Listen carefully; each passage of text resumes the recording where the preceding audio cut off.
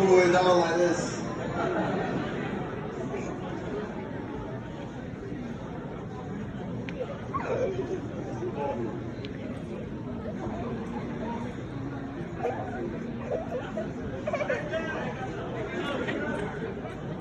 Amina, I'm calling Daddy on you.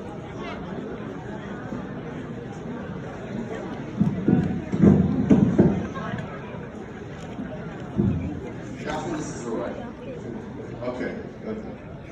Assalamu alaikum wa rahmatullahi wa barakatuh. Well, first of all, I want to thank the speakers because, people in the da'wah have an immense amount of respect for and love for them. Dr. Sabil Ahmed, mashallah, is an OG of the game, and Professor Mustafa Hijazi, both of them mean a lot to me as individuals. And when he was spoken, actually, he said something interesting. He said, "What would you think if people came to your door dressed really nice?" I would think it was a member of the Secret Service. That's what I would think. I think maybe there's some members of the Secret Services here tonight. So to the FBI.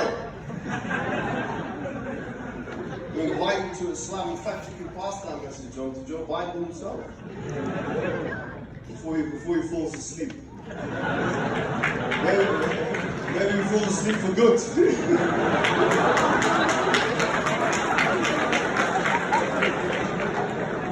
Anyway,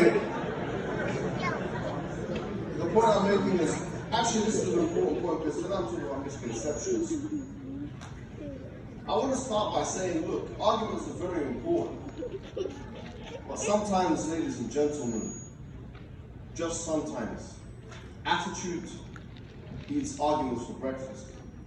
You don't need to answer every question, and you're not a defendant to any interrogator. So the first thing you need to assess is who is asking you the question and why are they asking you the question. If the person is asking you a question interrogatively because they want to put you on the spot, they want to discredit Islam and the Muslims, or they want to mock Islam and the Muslims, then maybe the shut your mouth, redneck.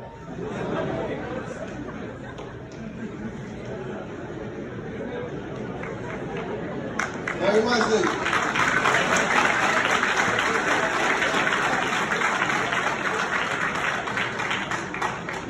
I'm joking here, but honestly, this is the Quranic way. What's the evidence? The evidence is when Noah, one of the most spoken of passages in the Quran, and by the way, I don't know if hillbilly is a pejorative term, remember I'm from the UK. So if it is, I don't know, that's something else. But in the Quran, Noah, when he was being mocked, he responded by saying, "In tasharu minna, fa inna nasharu minkum kama tasharu." If you're going to mock us, we're going to mock you like you mock us. That was Noah's response. He didn't sit there and say, "You know what? Let me, your prophet is," and then they'll say, fill in the blank, insult. "Oh, no, he's not that because, this and that, and actually you don't understand it." You're weak. That's not Islam. That's not how the prophets acted. You're actually accruing sin by losing your dignity in front of an individual that wants to ruin your life. And in reality, he probably would kill you if they had the chance. Many of them would. So first and foremost, you've got to assess who's the one asking you the question and why are they asking you that question. If they're trying to ask you the question because once again, they think that they are the interrogator and we are the defendant, then I would go as far as to say that the Quran makes it patently clear that engaging with them in a manner which is merciful and compassionate is haram. What's the evidence for that? يا أيها الذين آمنوا لا تتخذوا عدوي وعدوكم أولياء تلقون إليهم بالمودة. Chapter 60 verse 1. Do not take your enemy and my enemy as allies. تلقون إليهم بالمودة. You're being so loving to them. وقد كفروا بما أنزل الله من الحق. And they have disbelieved and they يخرجون الرسول وإياكم أن تؤمنوا بالله ربكم ربكم إن كنتم خرجتم جهادا في سبيلي وابتغاء مرضاتي. Because you believe in one God, they're trying to attack you Allah is saying, don't take these people as friends. One surah before. لا تجد قوما يؤمنون بالله واليوم الآخر يوادون من حاد الله ورسوله. You won't find the people who truly believe in Allah and the Messenger being loving and merciful to those who oppose Allah and the Messenger. ولو كانوا آباءهم أو أبناءهم أو إخوانهم أو عشيرتهم. Even if it was their own fathers. So no, not everything needs a response. You need to assess who is in front of you. Is it a person who is a bona fide enemy of Islam? Is this person a combatant? Is this person arguing for the removal of Muslims in the country? Is this person one of the pusillanimouses?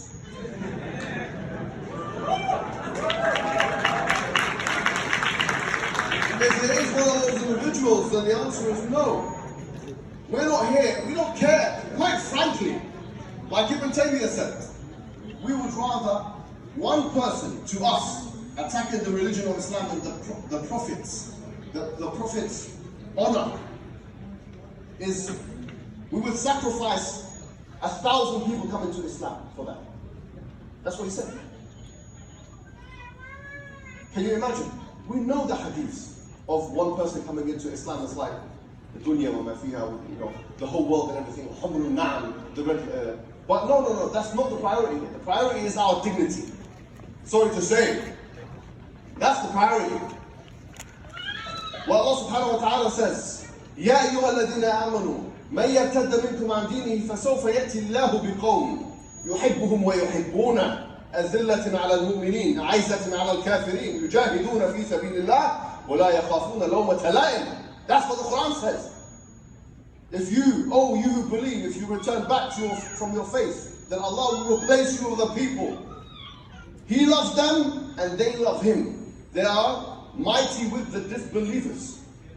They are humble with the believers. Which disbelievers? Not every disbeliever. We know who.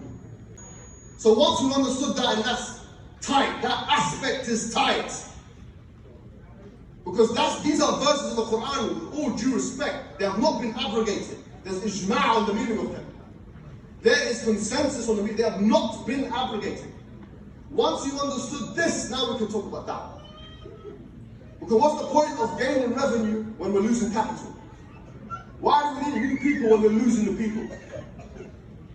And do you know why we're losing people? In this country, Muslims are leaving. Some Muslims are leaving. Because of a weak dawah approach generally. It's a weak approach. You let people bully you up, humiliate you, interrogate you, in the name of American patriotism. Ask you questions.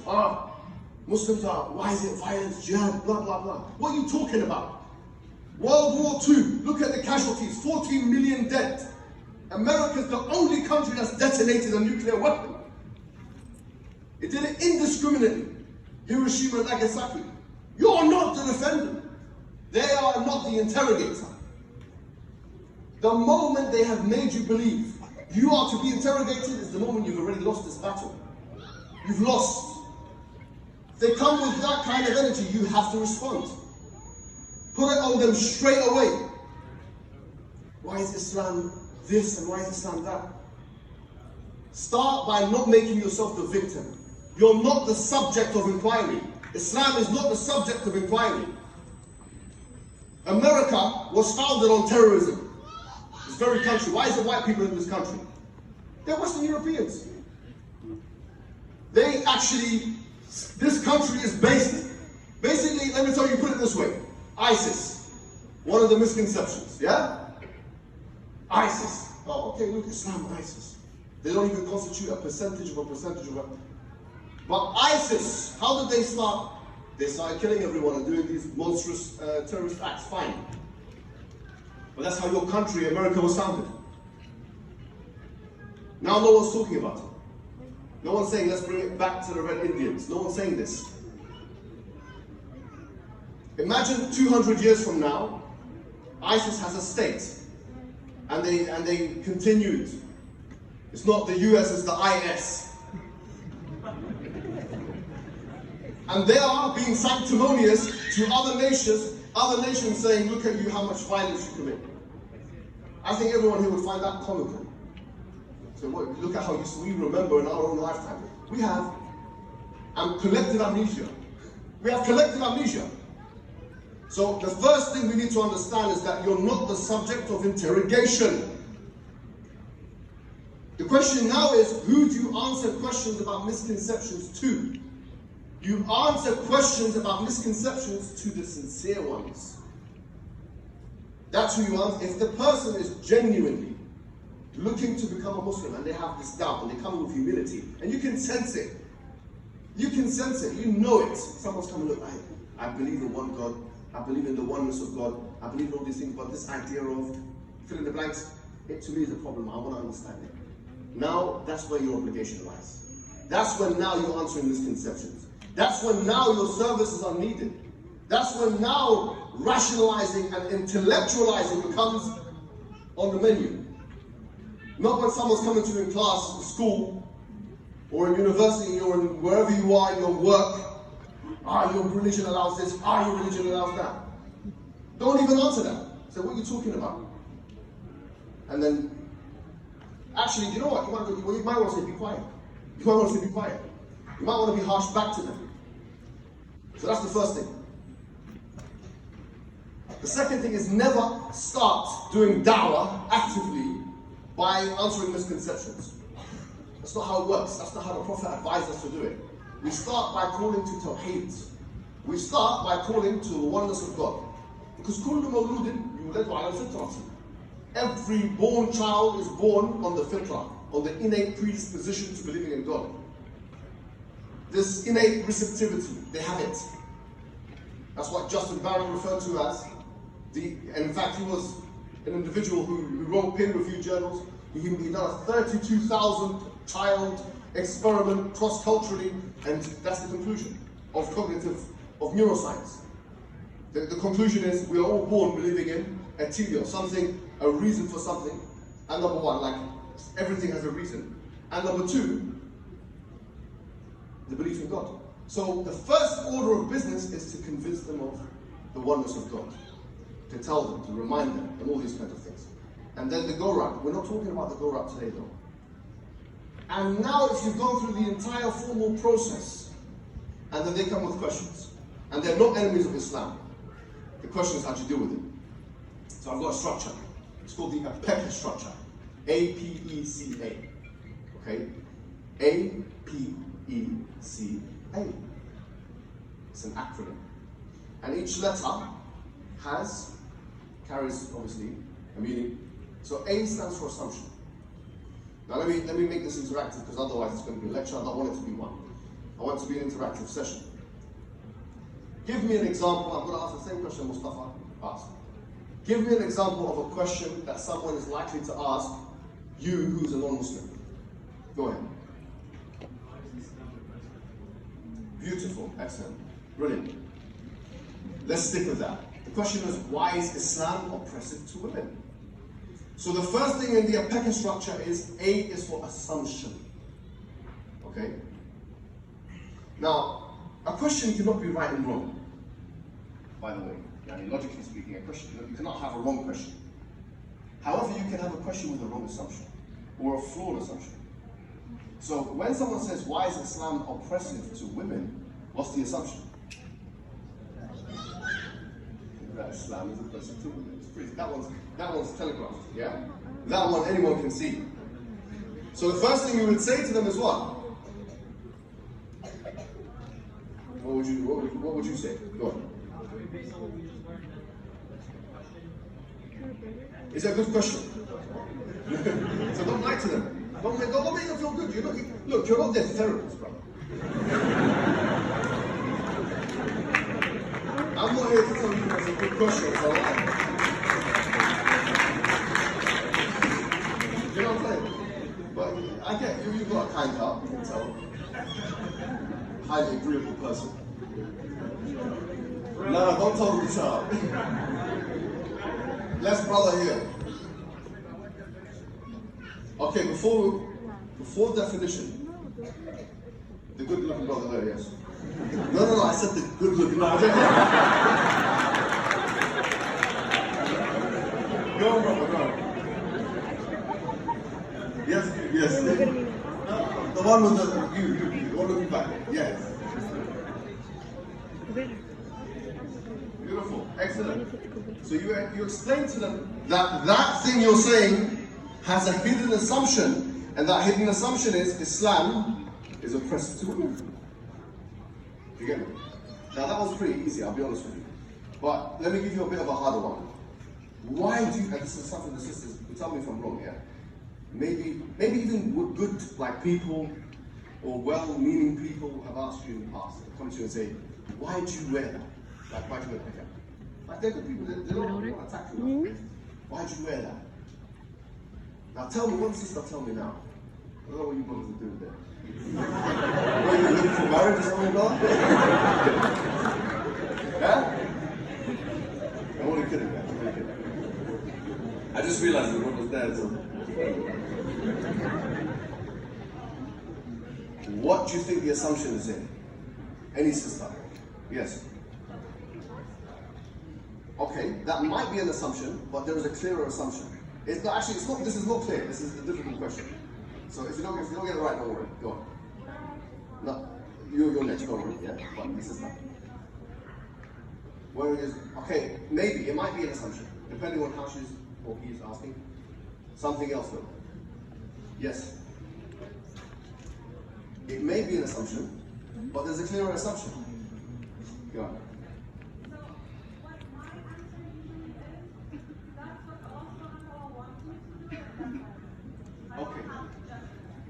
Okay, I'm with you. Good. I like the non-justified, like non-apologetic approach. Let me phrase it a bit differently. If I say, why do Muslim women, why can they not show, let's say, anything apart from their face and their hands? If that's the question they're asking you, what would be the assumption, sister? Yes. Yeah. Okay. Good. Brilliant. Okay. So what the assumption here is that there's a standard of dress, and you are going against the standard. Do you understand? Now, let me give you an example, yeah? In this country, I don't know about Baltimore, yeah? Because it rains cats and dogs all the time. It rains cats and dogs all the time, yeah? I don't know about Baltimore, but if in London, if it's hot, or let's say maybe in a beach city, maybe California, yeah? Maybe, not in California, it's a state, right? But, you know, maybe like LA or something, yeah? Or maybe like Florida, yeah? Miami, Florida. If you see a woman in the street wearing a bikini, now the brother, why are you smiling for much?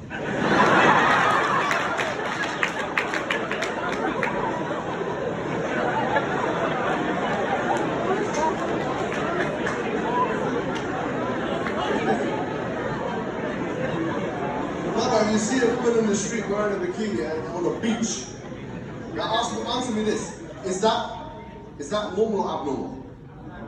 Not in the beach. It's very normal, brother.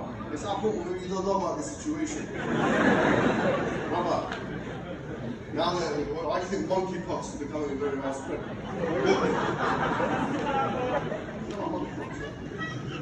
Anyway, if you see a woman in the street wearing a bikini in a beach, what are you going to think? I snap at yourself for like a good man. Good man. Depends on what kind of woman you are. But if you see a woman in the street, you won't really raise an eyebrow. It's not abnormal. But if you went to the bank, what's it called, that bank over there? American Bank or whatever it's called, yeah? What's it called?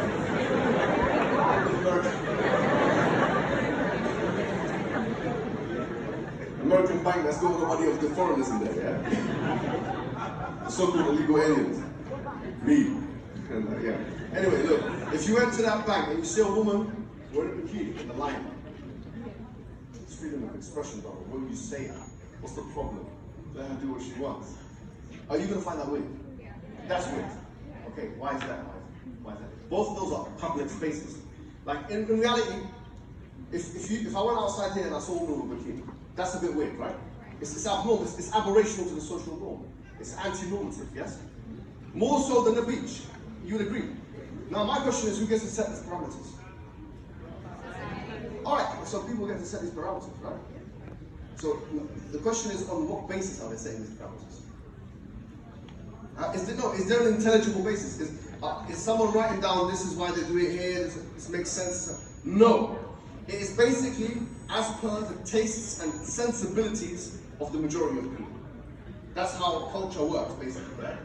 So, okay, now you've got your culture, where a woman can wear a bikini in one place and not in another place, and it's unusual one place, but it's not in another place. That's your culture. But my question is, why are you imposing that on us? Have you got a reason, a justification? Have you got an intelligible rationalization which allows that to be the barometer where everything else is being measured against it? In reality, there isn't. It is just the opinions of the majority of people in a society. And in this case, it may actually be the men. What they allow, what they don't, because that's the majority of the legislature, yeah, is there. So the point I'm making is that the first thing is assumption. Assumption, yeah? Then you make a point. Whatever point you make. So to go back to the question of, are women oppressed? So the point you're making is, for example, you say, oppression depends on the theory of justice that you have. If you're a communist, you're not going to think that, you're going to have a different understanding of what is economic oppression. If you're a feminist, if you believe that men and women should be equal in all cases, then it may be the case that you'll find certain structures of a family completely oppressive. It may be the fact that you find that a woman doing domestic chores even 1% more than a man is oppressive, even with her own consent, with attention. Some of them even argue that having children is oppressive, like someone did one. Whatever it may be, yeah? So you make your point. So oppression depends on your theory of justice. So you got A, and then you got P. What was the whole thing called again? Pekka. Good, remember, yeah? So what's A for? Assumption. That's the most important thing, because most questions are laden with these assumptions which are all snug and covert, yeah? The second thing is point. And then you give your example. So whether you have a fact, a historical fact, you say, for example, whatever it is, fill in the blanks. For example, like I've just said, feminists may say this, communists may say this, Marxists may say this. What's A? So when do you use this? When someone asks you sincere questions. Who? Are you gonna, for example, if it's an enemy of Islam, are you gonna take it from him? Is that a waste of your time? Do you have dignity? Do we have dignity? Is that how much dignity they have in the United States? Do we have dignity? And on that note, Jazakumullah khairan wa assalamu alaikum wa rahmatullahi wa barakatuh.